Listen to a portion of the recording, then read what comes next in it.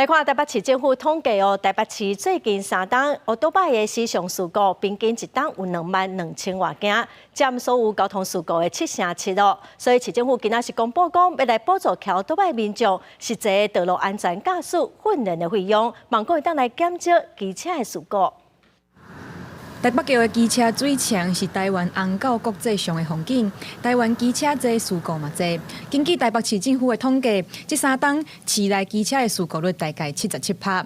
有民众认为，未少骑机车的人欠缺安全驾驶的观念。这个大的十字路口可能就会比较大家有一些挤啦，然后或者说想要闯黄灯啊那种时候，就会很容易发生事故这样。公路局统计，比起无参加过驾驶训练课程的人，参加过的族群违规的风险降低56%，做事率嘛来降低35%。所以台北市交通局要来补助实际道路的训练。就算讲咱有驾照嘛，无一定有法度伫咧路的吼，会当正常还是讲安全来骑这个车啦吼。今年的部分主要针对这个道路训练的部分吼，台北市政府甲这个驾训班的业者吼，拢有来合作。那希望透过这个训练的方式吼尤其是这训练费的部分是免费的吼希望这民众拢会当来报名参加。